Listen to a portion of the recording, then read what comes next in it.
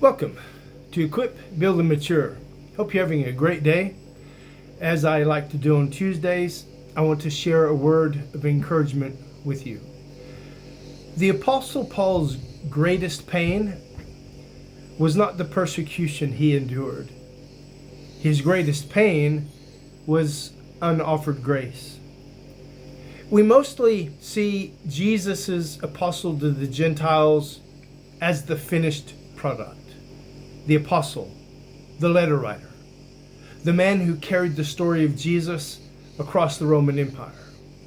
But before he was the voice we mostly quote as authority, he was just a man standing outside a door, wanting to be invited into a room full of people who were absolutely terrified of him. I want you to think back with me to that moment in Jerusalem when Saul showed up and claimed that Jesus had transformed his heart and soul. A room of covenant disciples of Jesus allowed fear to push out faith. Those spirit-led disciples had heard the rumors, but they would not receive Saul of Tarsus with open arms. No. They remembered the arrests, the threats, and the names of the friends and family members he had taken from them. It is easy to sit in a Bible study and say we believe in the Spirit's power to transform until the transformed person is the one who actually causes the damage. It is one thing to preach redemption or grace, but it is something else to open the door and invite him in. Saul, now known as Paul, had been humbled. Can you imagine the soul anguish he felt when he realized that the holy work he thought he was doing was actually Satan using him to attack God? He had to live with the fact that he had been persecuting the very people he now wanted to join. God, through his written word, says they were afraid of him and did not believe he was actually a redeemed disciple of Jesus. Jesus had already added Saul to his church when he was immersed, but trying to join in the fellowship was something different. So look with me into your imagination. Can you see Saul wondering with his arms stretched wide as Jesus' fearful covenant disciples pulled their heads back into their protective shell? Do you hear their questions? Is he a spy? Did Jesus really appear to him on the road? After all he did, could he really have had such a drastic change of heart? People like him do not just suddenly change. He must be faking it. That is a brutal position to be in. To really be changed by God's truth, yet still defined by the worst chapters of your life's story. Barnabas stood up for him, and a group of disciples opened the door. But it never got easy. Paul was questioned for the rest of his life.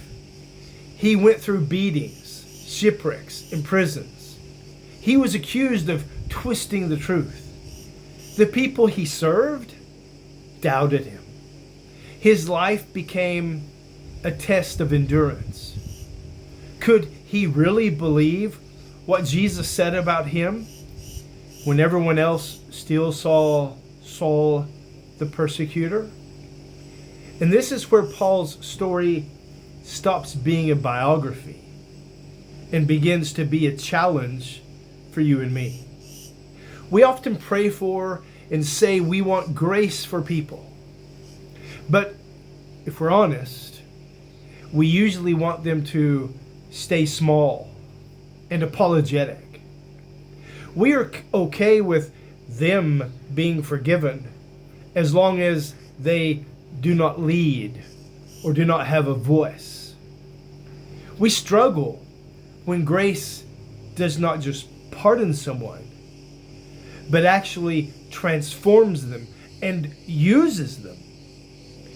Deep down, if we're honest with ourselves, there are some people we believe are already doomed. We preach grace, but when God brings the worst people our way, or even those that do not share the same values as us, our message becomes selective and no longer inclusive. The Apostle Paul was not a replacement for Jesus. His life is a proof of what Jesus does to and for someone who deserved to be remembered only for the harm that they caused. He never got to preach grace without remembering why he needed it. He kept walking through the rejection because Jesus' call was clearer and louder than the suspicious voices around him. Jesus did not just save a man like Saul. Jesus kept him going while his reputation followed him everywhere he went. That is the amazing intervention of God in a person's life. We say we believe God can change anyone, but when that person shows up at our door with a difficult history and a difficult story, down deep, do we really even want them there? Do we rejoice that they've been restored, or do we secretly wish they would have stayed far away? Titus chapter 2, verses 11 and 12. This is what Jesus' apostle Paul wrote to Titus, who was on the island of Crete. For the grace of God has appeared, bringing salvation for all people, instructing us to deny godlessness and to deny worldly lusts, and to live in a sensible, righteous, and godly way in this present age. Today I want to encourage you. Let this story of Saul of Tarsus help you to decide if you actually believe in the grace of Jesus, or do you just follow the distorted version we talk about. Guys, I hope you have a great day. Thanks for taking a few moments to sit and think about God's word with me.